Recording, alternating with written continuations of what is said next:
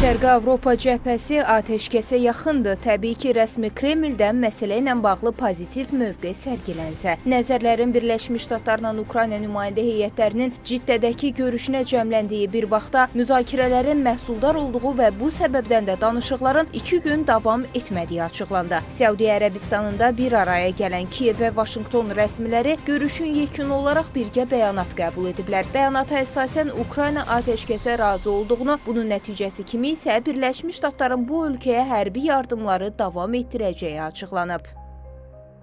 Результатом наших домовленостей є Bizim razılaşmalarımızın nəticəsi təhlükəsizlik yardımının davam etdirilməsidir. Bu bizə çox böyük kömək olacaq. Biz həllin tərəfdarıyıq. Bu baxımdan bu məqsədə çatmaq üçün mümkün olan və olmayan hər şeyi etdik. щоб досягти це. Görüşdə iştirak edən Ukrayna Prezidenti ofisinin rəhbəri Andrey Yermak Ağ Evin bütün suallarına cavab verildiyini açıqlayıb. Diplomatın sözlərinə görə növbəti mərhələ Rusiyanın ata biləcəyi addımlardan asılı olaraq dəyişə bilər. Але для нас важливо, як ця війна припиниться. Для нас важливо, які гарантії безпеки ми отримаємо. Bizim üçün vacib olan bu müharibənin necə bitəcəyidir. Bizə hansı təhlükəsizlik təminatlarının veriləcəyidir. Atəşkəsə gəlincə biz bu barədə müzakirə apardıq və Amerikalı tərəfdaşlar artıq Rusiya ilə danışıqlar aparacaq. Aydındır ki, bu gün açar birgə bəyanatda da qeyd olunduğu kimi məhz Rusiyanın tərəfindədir.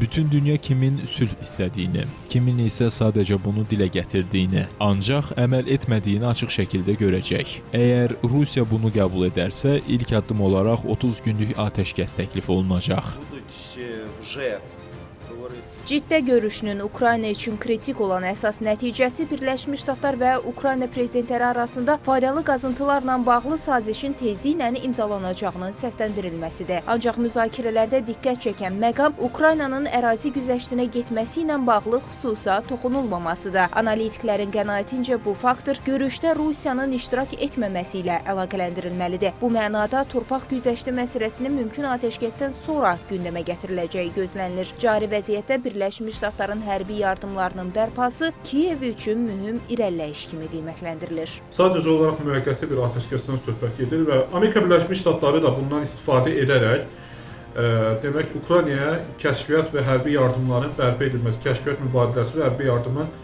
bərpa edilməsi barəsində yenidən qərar qəbul etdi. Əslində burada məntiq budur ki, Donald Trump administrasiyası yenidən Ukraynaya yardımı bərpa etmək niyyətindədir. Çünki Rusiyanı dayandırmaq üçün Ukraynanı gücləndirmək lazımdır və bundan əsasən qazanan tərəf Ukraynadır. Çünki Ukraynaya hal-hazırda Amerikanın dəstəyi hava su kimi lazımdır. O ki qaldı 30 günlük atəşkəsə nə vaxtdan başlanılacağı məsələsinə təhlillər göstərir ki, bu rəsmi Moskvanın reaksiyasından asılıdır. Müsbət cavab dolayısıyla Avropa Birliyinin Ukraynaya dəstək göstərmə imkanlarını da stimullaşdıracaq. Ancaq müvəqqəti atəşkəsə dair razılıq müharibənin dondurulacağı anlamına gəlməməlidir. Zelenski dün Trump'ın gözünde diktatördü. %4'lük halkın desteğini bile alamayan, seçim süresi bitmiş olmasına rağmen seçim yapmayan bir diktatör olarak ifade ediyordu. Ama bugün bir ateşkes anlaşmasını Amerika ile imzalayacak bir konum elde etmiş oldu. Trump, Putin'i ikna ederek Ukrayna savaşını kendi aranızda devam ettirin ama gelin beraber şu Çin meselesini çözelim diyecek. Ateşkes sonrası bir barış anlaşması olmayıp tekrar çatışmaların başlama ihtimali göz önünde bulundurulduğunda Avrupa Birliği elindeki imkanları Ukrayna'ya seferber ederek hem Ukrayna askerini takviye edecek hem de silah ve malzeme olarak bu takviyeyi daha da kuvvetli hale getirecek. Rusiya Xarici İşlər Nazirliyindən verilən son açıqlamaya görə yaxın günlərdə Birləşmiş Ştatlar nümayəndə heyəti ilə bu ölkə rəsmilərinin atəşkəsə dair danışıqları istisna edilmir. Bu cavab əslində Moskvanın da Vaşinqtonla Ukrayna məsələsini müzakirəyə hazırlaşdığını deməyə əsas verir. Bu mənada Şərqi Avropanın sülh gündəliyi ilə bağlı növbəti gediş Rusiyanın da. Zeynəb Mirzəyeva, Real.